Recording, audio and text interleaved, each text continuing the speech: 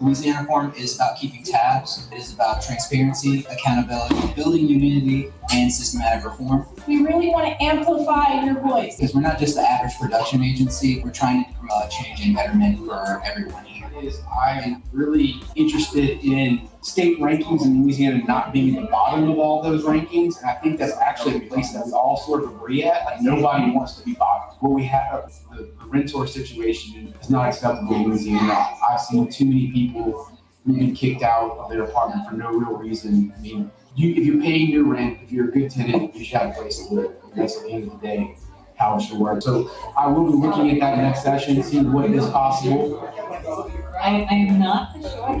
It's definitely one of the most original events I've been to where I'm speaking in front of a unit table and New Orleans district. So that's a lot. A couple of things, you're right. Education is usually what keeps people or sends them away. When people are looking to move or are thinking about moving, it generally comes down to a job or the kid's school. So that is something we need to focus on. As I sit here today, my home is currently has no sheetrock walls on it. It's completely down to the studs after Hurricane Ida. So I'm living what it feels like to have your life disrupted as you discussed. I will tell you that I've been widely quoted in every newspaper that's asked me that climate change is real. I don't think there's any point in denying that.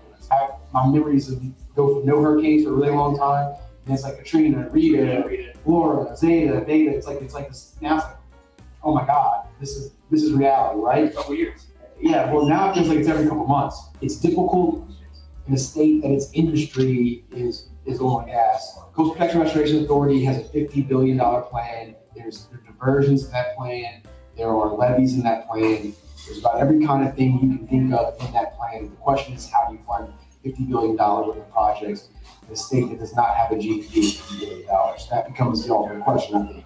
You really need to do it in a way that holds industry accountable, but also makes them partners in the process. But I actually don't disagree. Here are my thoughts on oil and gas. I want them to pay their taxes. I want them to clean up, and I want them to modernize. I'm going to be very general, and I'm not a tax expert, but your states that do have lower income taxes, the average tax rate of the average person ends up being around the same. They have higher property taxes, they have wealth taxes, they have other taxes that we don't have. I'm glad you brought it up. Comparing Louisiana and Texas is a poor comparison. Everybody does it. I do it too. I'm just guilty of it. But if you really look at the states, we're a geographically small state. Our cultures are different.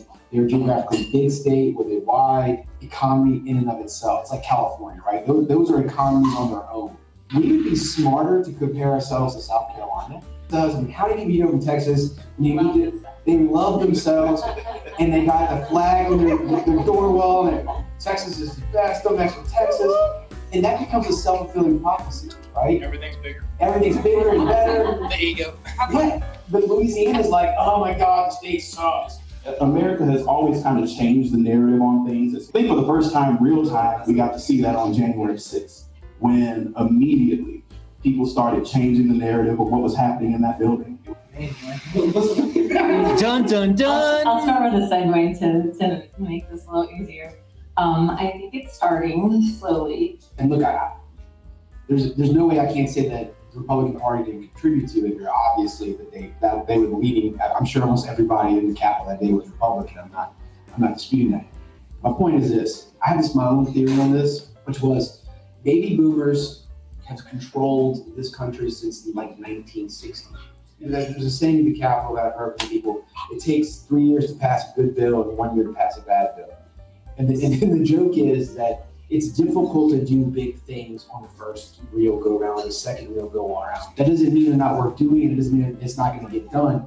It's just, it takes time to shock people about the idea and to initiate that change. I think it's an issue that's not going away. I think it's going to happen eventually. It's just a matter of what time frame does it happen on. I came in with a class last year with 45 new people out of 105, and we're going up to like 48 or 49 now, people moving in and out. So there's a lot of new people, there's a lot of new blood, and the people who've been around are getting really nervous about what's happening and what are these crazy people from New Orleans and Mandeville and all these places, like what are they bringing up here? I really just need people to understand that a lot of people who engage in sex work, which encompasses a lot of different things are there by choice, and that the ones who are being trafficked, that is not sex work, that is a crime, and that is always a crime, and that is a very different thing, and those people have different experiences and different things. Events like this, awareness, I do think starting earlier, like for example, I spoke to an undergrad class today, and their politics are great, and when they started asking me about how to get involved, I mentioned immediately Power Coalition, Step Up, and Vote. You know them if you work in policy. They didn't know those groups at all. And to me, if you want to get involved, especially in progressive policy work and know what's going on, you should know who they are, you should get their emails, you should go to their meetings. One of the great things about our legislature is how accessible it really truly is. Like when you talked about the marriage bill, I mean, you were like a college student and you just like walked into the Capitol and started talking to legislators, engaging them, and not all of them engage back, but a good majority do engage. My boyfriend and I, yeah, gay, obviously. So, convince us to stay. That's heavy.